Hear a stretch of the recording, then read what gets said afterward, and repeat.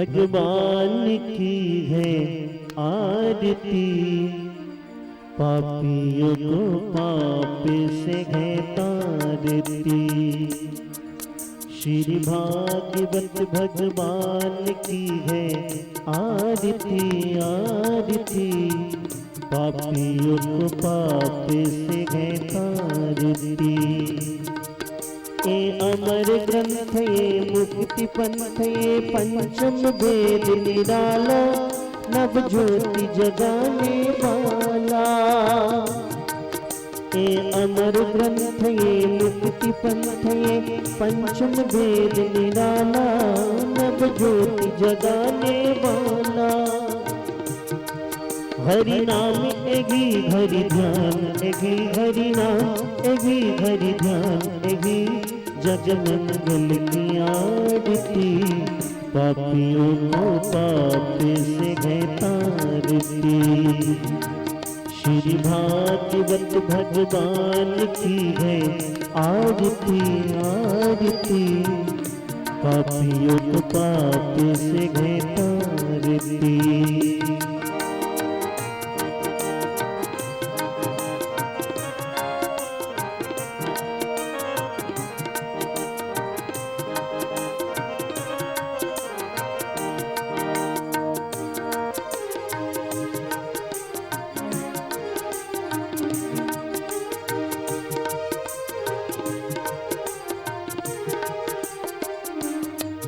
ये शांति गीत पावन पुनीत पापों को मिटाने वाला, हरि दर्श कराने वाला। ये सुख करनी ये दुख हरनी, सुख करनी ये दुख हरनी, मधुसूदन की आरती, पापियों को पाप से है तारती। श्री भागवत भगवान की है आरती आरती, पापियों को पाप से है तारती। ए मधुर बोल जग पंथ को सन्मार्ग बताने वाला, बिगड़ी को बनाने वाला, हरि दर्श कराने वाला है। सीताराम एगी राधे श्याम एगी, सीताराम एगी राधे श्याम एगी, प्रभु महिमा की आरती, पापियों को पाप से है तारती। श्री भागवत भगवान की है आरती आरती, पापियों को पाप से है तारती। हरे कृष्णा कृष्ण कृष्ण हरे हरे, हरे रामा राम रामा हरे हरे।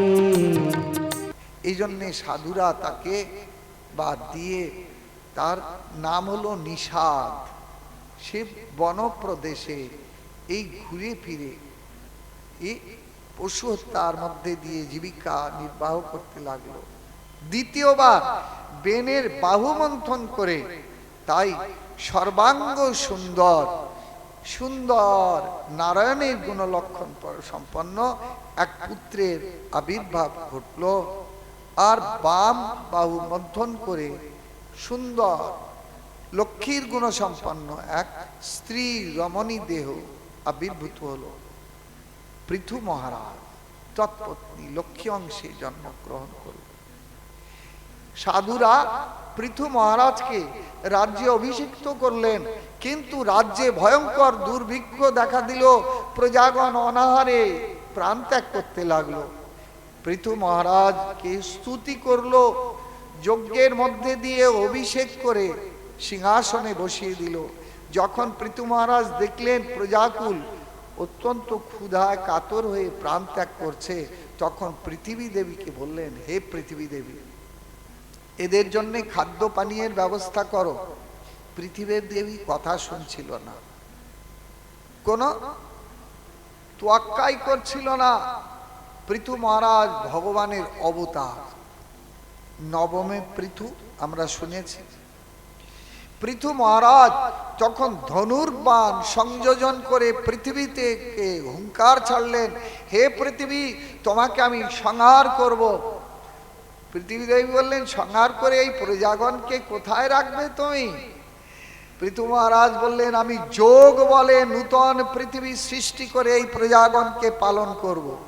এখন ভগবানের অবতার যখন এই রকম হুঙ্কার ছাড়লেন, তখন পৃথিবী দেবী ভীতা সন্ত্রাস্ত হয়ে পৃথু মহারাজের চরণেই শরণাগত হলেন। এই জন্যে এ পৃথু কন্যা, তাই এর ধরিত্রীর এক নাম হলো পৃথিবী। আসুন, পৃথিবী দেবী বললেন, হে পিতা, আমাকে কেউ ইতিপূর্বে পালন পোষণ করেনি, কেউ যজ্ঞের মধ্যে দিয়ে আমাকে সেবা করেনি। এরা শুধু আমার থেকে শুধু গ্রহণ করেছে খাদ্যশস্য, আসরিক প্রবৃত্তিতে কৃষ্ণের সংসার অসুরে লুটিয়া খায়। এই আসরিক প্রবৃত্তিতে যারা সমস্ত খাদ্যশস্য তারা গ্রহণ করেছে, কিন্তু আমাকে সেবা করেনি। যজ্ঞেশ্বর পিতা ভগবান শ্রীহরিকে সেবা করেনি। এই জন্যে এদের খাদ্যশস্য সব আমি হজম করে ফেলেছি, কিচ্ছু দেব না, না খেয়ে মরুক। এই জন্যে হে পিতা, আপনি যদি যজ্ঞের মধ্যে দিয়ে আমাকে রক্ষা করবেন, তাহলে আপনি এই যার যা খাদ্য আমাকে গাভীর রূপ ধারণ করছি, দহন করে যার যার খাদ্য সব গ্রহণ করুন। এই সময় দেবতা, অসুর, মনুষ্য, হিংস্র জীবজন্তু, জলজন্তু প্রত্যেকেই এই পৃথিবী দেবীকে, গাভী রূপা পৃথিবী দেবীকে দহন করে নিজ নিজ খাদ্য সংগ্রহ করে নিলেন দুগ্ধ রূপে। জয় পৃথিবী দেবী কি, জয় পৃথু মহারাজ কি। এই পৃথিবী দেবী করুণা দেখে মহারাজ সুত গোস্বামীর চরণেতে প্রার্থনা জানালেন, বলুন বলুন, আমাদের কাছে সেই স্বয়ম্ভুব মনুর দ্বিতীয় পুত্রের কথা আমাদের কাছে বর্ণন করুন। দ্বিতীয় পুত্র প্রিয়ব্রত, সেই কথা বলবার সংকল্প করলেন, কিন্তু তৎপূর্বে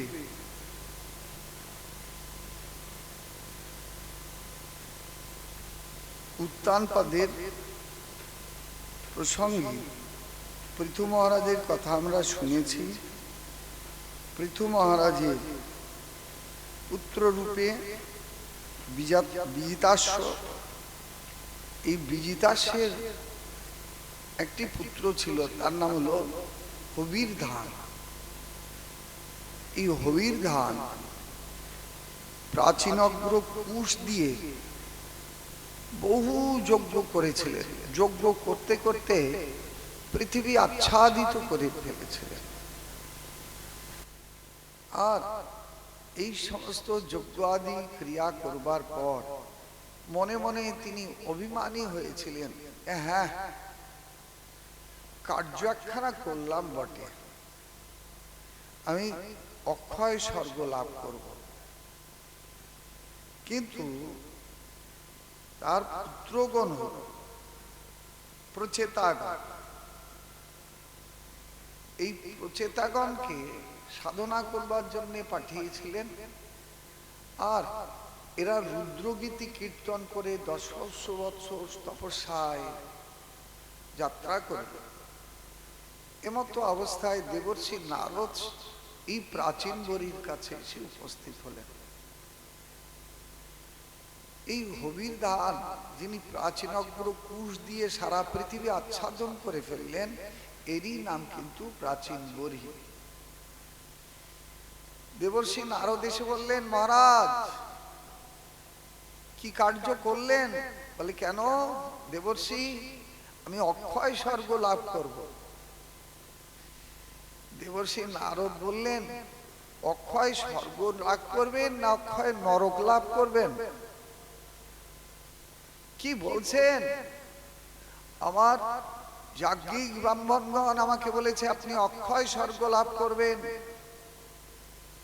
দেবর্ষি নারদ বললেন, এই যে লক্ষ লক্ষ পশু বলি দিয়ে, প্রাচীন অগ্র কুশ দিয়ে সারা পৃথিবীর আপনি আচ্ছাদন করে দিয়েছেন, আর বিশাল অভিমানী হয়ে গেছে। কর্মনা বৈশিযৎ পরম,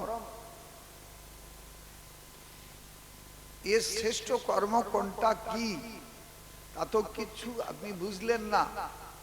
আস্তির্য দর্ভই প্রাগাগ্রই কাৎস্তেন ক্ষিতিমণ্ডলম স্তব্ধ বৃহৎ বধানবাণী কর্মনা বৈশিয পরম তৎকর্ম হরিতোষণম সা বিদ্যা তন্মতির জয়া। মহারাজ, এই যে বিশাল যজ্ঞ আদি করে লক্ষ লক্ষ পশু বলি দিয়ে আপনি মনে মনে অভিমানী হয়ে গেছেন যে আমি শ্রেষ্ঠ কর্ম করলাম, কিন্তু কর্মের গতি আপনি তো জানেন না। কর্মের গতি না জেনে, কর্মের স্বরূপ না জেনে আপনি তো এই যজ্ঞ আদি কর্ম করে অভিমানী হয়ে গেলেন। এই কর্মের গতি আপনাকে কোথায় নিয়ে হাজির করবে সেটা কি আপনি জানেন? এই কর্মের গতি আপনাকে ভয়ঙ্কর নরক যন্ত্রণা ভোগ করাবে। আপনি যে লক্ষ লক্ষ পশু বলি দিয়েছেন, ওরা এখন আপনার প্রতি প্রতিশোধ নেওয়ার জন্য শুধু অপেক্ষা করে আছে আপনি একবার দেহত্যাগ করলে হয়। কি বলছেন দেবর্ষি নারদ? আমার যাজ্ঞিক ব্রাহ্মণগঞ্জে আমাকে এই যজ্ঞ কর্মে উদ্বুদ্ধ করে প্রায়শ উৎসাহ দিয়েছেন, মহারাজ আপনি অক্ষয় স্বর্গ লাভ করবেন। দেবর্ষি নারদ বললেন, এই দেখুন, দিব্য দৃষ্টিতে রাজা প্রাচীন গরিকে তার এহেন যজ্ঞ কর্মের গতি কি সেটা দেখালেন। সমস্ত লক্ষ লক্ষ যে পশুগুলোকে বলি দিয়েছে, তারা একেবারে ক্ষুরধার সদৃশ্য সিং বাঘ গিয়ে দাঁড়িয়ে আছে। তুমি একবার মরো, তুমি যেমন আমাদের এই যজ্ঞের নাম করে হত্যা করেছ, আমরাও তোমার এক একটা জন্মকে আমরা সংহার করব। এই না দেখে প্রাচীন হরিত একেবারে থরথর করে কাঁপতে লাগলেন। দেবর্ষি নারদ বললেন, কি দেখছেন মহারাজ? কর্ম কাকে বলে তা কি জানেন? তৎকর্ম হরিতোষণম সা বিদ্যা তন্মতির জয়া। সেটাই হলো জগতের শ্রেষ্ঠ কর্ম, যে কর্মের দ্বারা বিশ্বপিতা ভগবান শ্রীহরি প্রসন্নতা লাভ করে। এর দ্বারা আপনি তো হরির প্রতি বিদ্বেষ করেছেন, আপনি তো হরিকে প্রসন্ন করেননি। কেন না? প্রত্যেকটি জীবদেহ ভগবানের এক একটি মন্দির, প্রতিটি জীবদেহে ভগবান অবস্থান করছেন। আর আপনি যদি ওই জীবকে সংহার করেন, এই পুণ্যের নাম করে, যজ্ঞের উপলক্ষ করে, তাহলে তো ওই জীবদেহ স্থিত ভগবানকে হিংসা করা হলো। এটা আপনি বিচার করলেন না। দিশন্তু পরকায়সু সাত্মানাং হরিশ্বরম মৃতকে সানুবন্ধস্মিন বদ্ধ স্নেহা পতন্তধ। এ শ্লোকেতে কি বলেছেন? দিশন্তু পরকায়সু সাত্মানাং হরিশ্বরম। প্রত্যেকটি জীব দেহেতে ভগবান অবস্থান করছে। প্রত্যেকটা জীব হৃদয়ে ভগবানের এক একটা মন্দির, তো ওখানে ভগবান আছে। তো আপনি যদি আপনার এই গুণময় ভূমিকার স্বার্থ সিদ্ধির জন্য, আপনার জিহ্বার লালসার চরিতার্থ করবার জন্য ওই জীবকে যদি হত্যা করেন, তাহলে পরোক্ষতে ভগবানকে তো বিদ্বেষ করা হলো। এই জন্যে এরা তো ভয়ঙ্কর অপরাধী হয়ে যায়, এই জীব হত্যাকারী। সেই জন্যে আপনি এক হাতে যেন বিপ্র চরণ পাখালে, আর এক হাতে ঢেলা মারে মাথায় কপালে। এই রকম যাজ্ঞিক ব্রাহ্মণরা যারা জীব হত্যা করে, যারা কি বলে মাংস আদি গ্রহণ করে, এরা এক হাতে যেন ওই ভগবানের চরণ প্রক্ষালন করে, আর এক হাতে ভগবানের মাথায় কপালে ঢেলা মারে। চৈতন্য ভাগবতকার ছিল বৃন্দাবন দাস ঠাকুর বর্ণনা দিয়েছেন যে এই সব বিপ্রের স্পর্শ কথা নমস্কার ধর্মশাস্ত্রে সর্বথা নিষেধ করিবার। এরা ভগবানের অর্চনের আরাধনার অধিকারী না, রন্ধনাদির অধিকারী না। আর আপনি এই সব যাজ্ঞিক ব্রাহ্মণদের নির্দেশে এই লক্ষ লক্ষ পশু বলি দিয়েছেন, আপনার পরিণাম কি জানেন? অনন্ত নরক।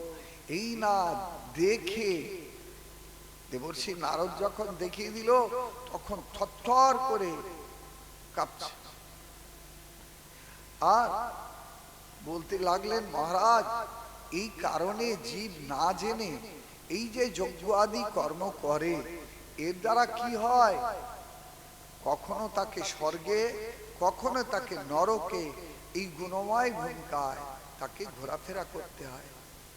খুদ পরিত যথাদিন সারমেয় গিরম গিরম চরণ বিন্দন্তি দণ্ড মেদন মদন মেব বা তথা কামাশয় জীব উচ্চাবচা পথা ভ্রমণ উপর্য অধো বা মধ্যে জাতি দিষ্টম প্রিয়া প্রিয়ম। হে মহারাজ শুনুন, এই কর্মের গতি না জেনে এই জগতে তত্ত্বজ্ঞানহীন মানব সমাজ যে কর্ম করে, এই যজ্ঞ আদির নামে এই পশু হত্যা আদি করে, এর দ্বারা সে কি লাভ করে না? খুদ পরিত যথাদিন সারমেয় গ্রাম গ্রাম। এই যেমন ক্ষুধাতুর দিন ভাবাপন্ন কুকুর এই রাস্তায় ঘুরে ঘুরে বেড়ায় না, কারুর গায়ে লোম আছে, কারুর গায়ে লোম উঠে গেছে, ঠিক সেই দৃষ্টান্ত দিয়ে বলছেন মহামুনি বেদব্যাস। ক্ষুধাতুর দিন ভাবাপন্ন এই কুকুরগুলো যেমন গৃহস্থের দরজায় দুপুর বেলা গিয়ে মুখ বাড়ি দিয়ে ভেউ, তার মানে মা কিছু আছে খেতে দেবে। এখন গৃহিণী মা যদি সন্তুষ্ট হলো, খানিকটা উচ্ছিষ্ট তার সামনে দিয়ে দিল, খুব লেজ নেড়ে নেড়ে খেলো। আর যদি গৃহিণী মা খুব বেশি সন্তুষ্ট হয়ে যায়, তাহলে একখানা ঠ্যাঙা নিয়ে দিল পেটানি, কেই কেই করতে করতে বেটা দুঃখে যন্ত্রণায় দৌড়তে থাকলো।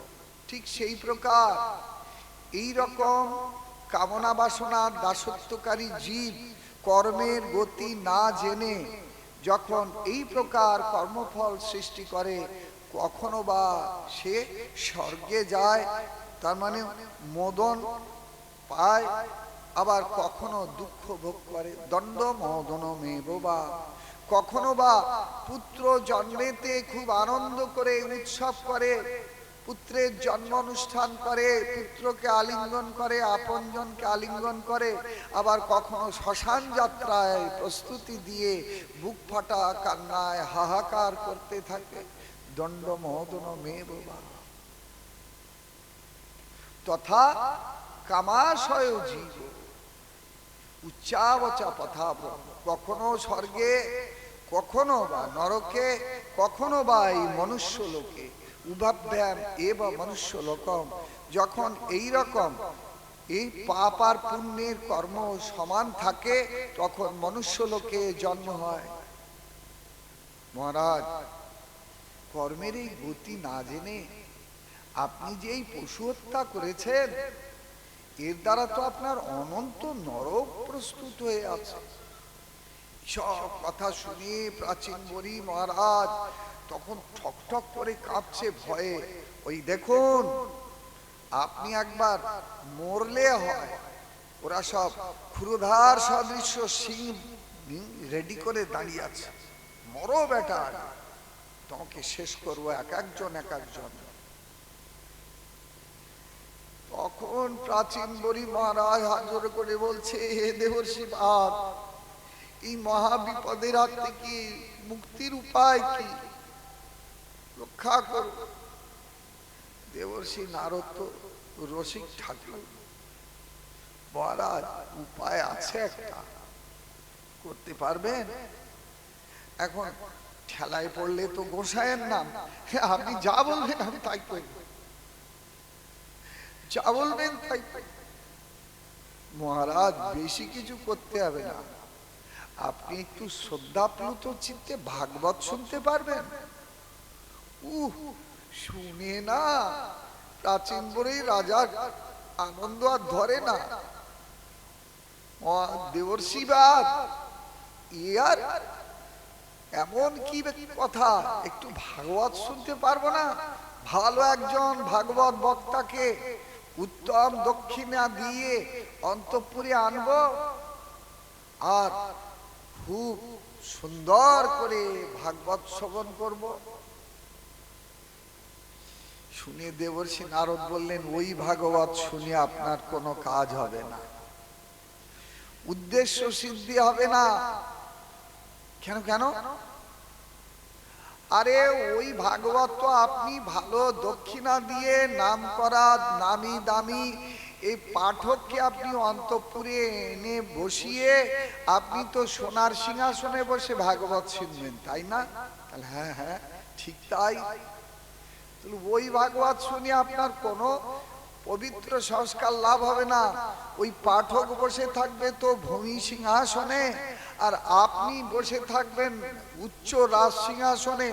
মহারাজ এই ভগবত ভক্তিটা তো এর নিচের থেকে উপরের দিকে যায় না, উপরের থেকে নিচের দিকে নামে। সুতরাং ওই শ্রবণ সংকীর্তনের মধ্যে দিয়ে যদি আপনাকে শুদ্ধ ভগবত ভক্তি লাভ করতে হয়, তাহলে আপনাকে ওই উচ্চ আসনে পাঠককে বসিয়ে আপনাকে ভক্তের মধ্যে ভক্তের ভাব নিয়ে বসতে হবে। কি বলছেন দেবর্ষি পাল? আমি একজন রাজ চক্রবর্তী রাজা, ওই সাধারণ কর্মচারীগুলো, সাধারণ প্রজাগুলো, নিচু তলার কর্মচারীগুলো গিয়ে ওই মাটিতে ভূমি আসনে বসবে, আমি একজন রাজ চক্রবর্তী রাজা হয়ে আমি ওদের মাঝখানে গিয়ে বসতে পারি? মহারাজ খবরদার, ওদেরকে আপনি সাধারণ বলবেন না। আপনি এই বিষয় অভিমানে, রাজ্য ঐশ্বর্যের অভিমানে আপনি নিজেকে শ্রেষ্ঠ বলে আপনি যে প্রতিপাদন করছেন, আর ওই যে ভাগবত সভায় বসে যারা ভাগবত শুনছে ওদেরকে সাধারণ অভিমান করছেন, নিচু তলার কর্মচারী প্রজা ওদেরকে বিদ্রুপ করছেন। এরা সাধারণ না, ওরা আপনার চাইতে মহাধনে ধনী, ওরা আপনার চাইতে রাজার রাজা মহারাজা। কেন জানেন মহারাজ?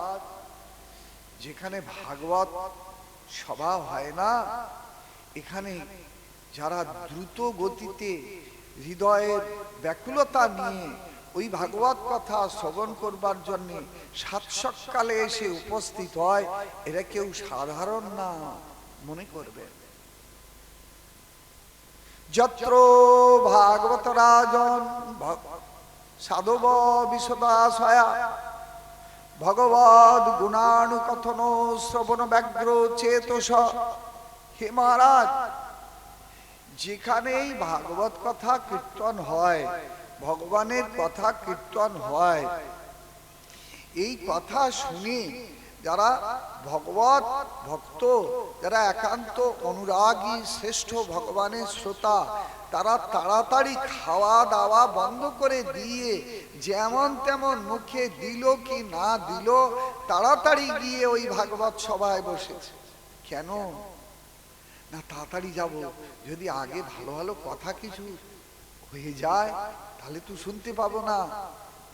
এই জন্যে তারা শ্রবণের উৎকণ্ঠা নিয়ে এসে ওই ভাগবত সভায় বসেছে। শ্রবণ ব্যগ্র চেতস, শ্রবণের উৎকণ্ঠা নিয়ে তারা ভাগবত সভায় এসেছে, বসেছে। আর ওদের হৃদয় মন্দিরে না তৎপূর্ব থেকে ভগবান অবরুদ্ধ হয়ে গেছে। এ কথা আমরা ভাগবতের দ্বিতীয় শ্লোকে শুনেছি। সংকল্প মাত্রই, কি সংকল্প?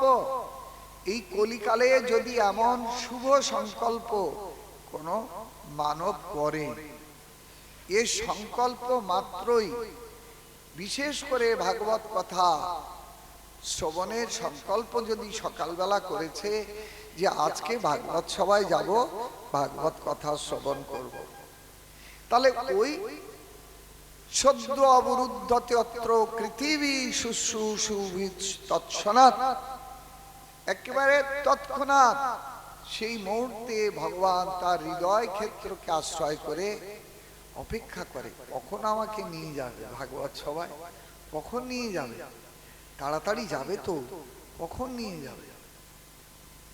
শ্রোতাকে, শ্রোতা তো এই জগতের দেহ মন অভিমানী কোন মনুষ্য জীব নয়। শ্রোতা হলো আত্মার আত্মা, পরমাত্মার পূর্ণ অংশী স্বয়ং ভগবান।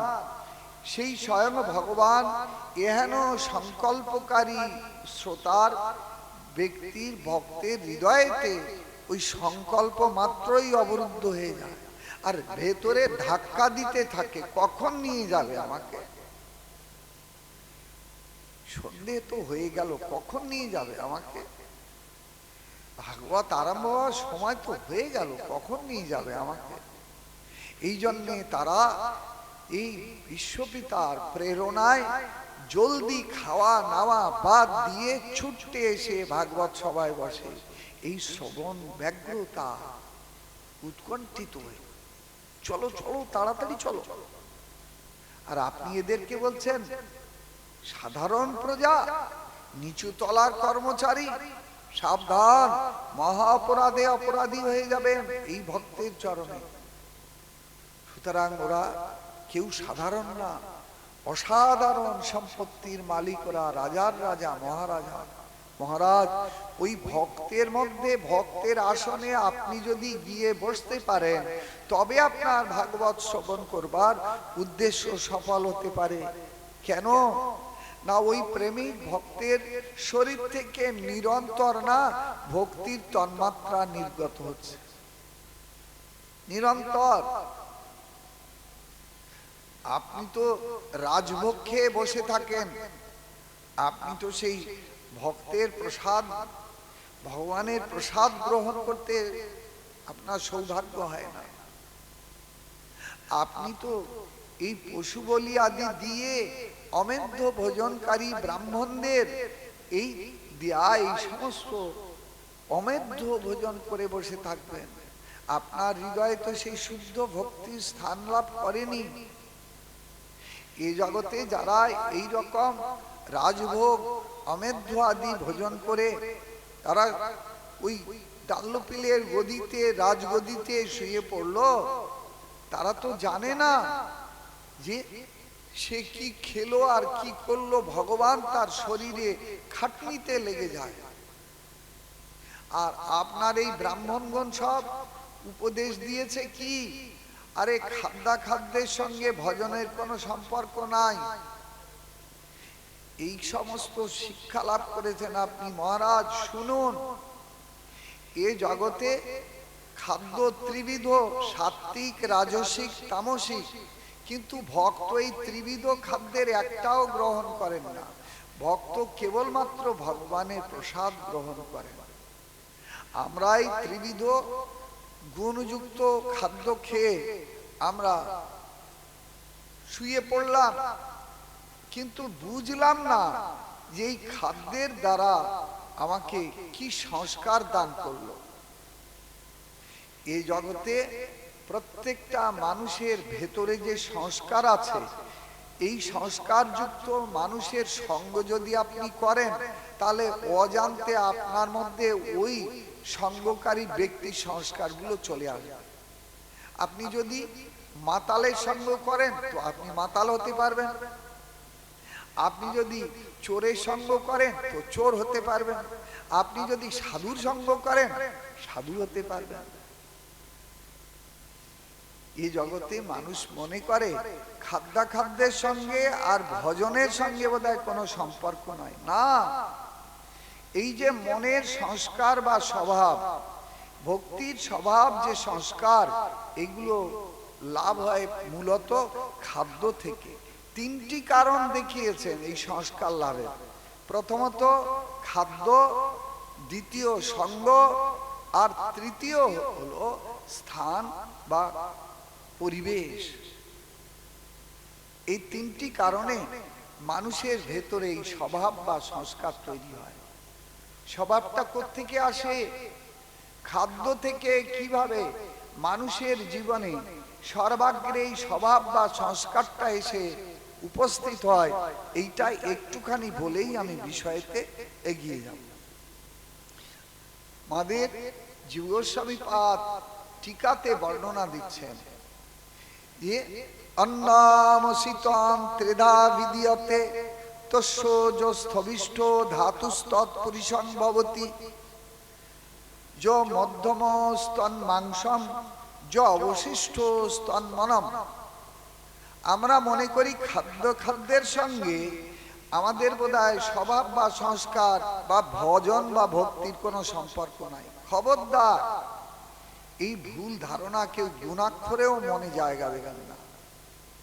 খাদ্য থেকে মানুষের প্রথম স্বভাব বা সংস্কার তৈরি হয়। এটাকে সহজে পরিবর্তন করতে পারে না মানুষ। কিভাবে? না, আমরা যে খাদ্য গ্রহণ করলাম, অমেধ্য সকল খেয়ে দে পেট উল্টে দিয়ে শুয়ে পড়লাম ডানলোপিলের গদিতে, এ গোডাউনে তো প্রবেশ করলো সমস্ত সব অমেধ্য, যা ভগবানকে কোনোদিন নিবেদন করা যায় না। এগুলো প্রথমত দুই ভাগে বিভক্ত হয়ে গেল।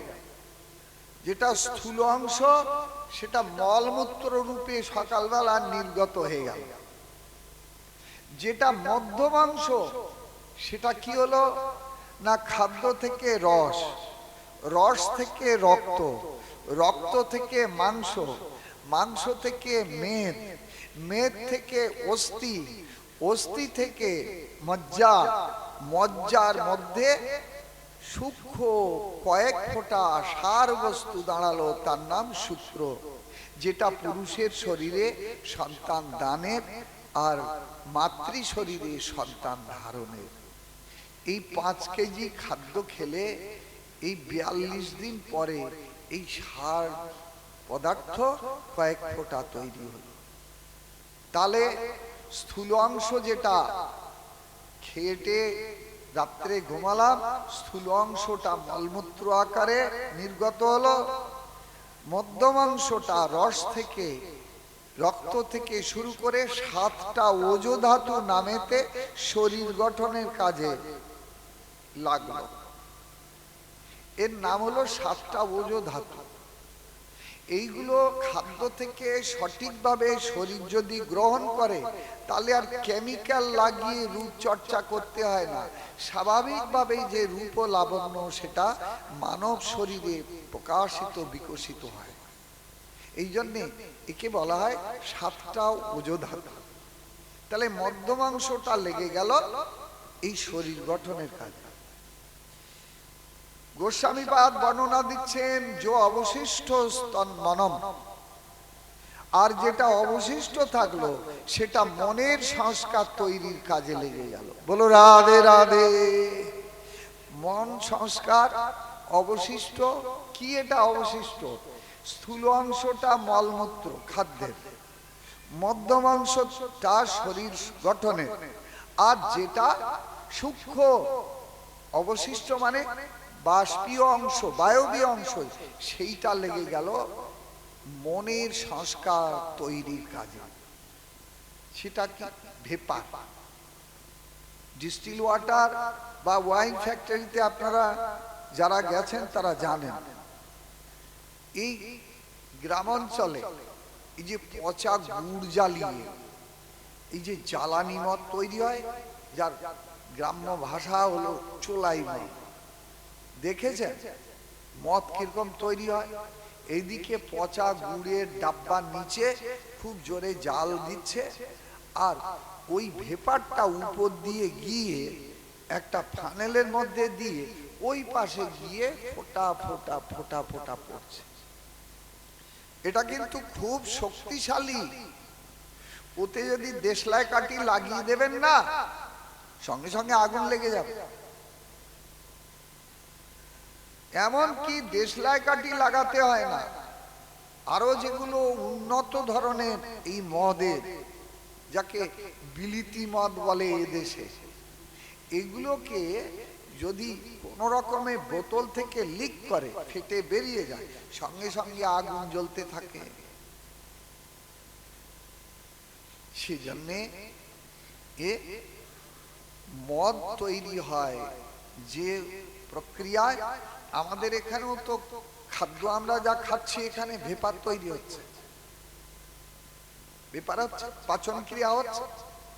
তো স্থূল অংশ চলে গেল মলমূত্র, মধ্যমাংশ শরীর গঠনের, আর যেটা বাষ্পীয় অংশ সেইটা দিয়ে, যেটা মহাশক্তিশালী, ওইটা দিয়ে মনের সংস্কার তৈরি হচ্ছে, মনের স্বভাব তৈরি হচ্ছে। এই জন্যে এটা অত্যন্ত শক্তিশালী। আর এই সংস্কারের মধ্যে এই মনের স্বভাব যে তৈরি হচ্ছে, এটা সংক্রামক ধর্মযুক্ত।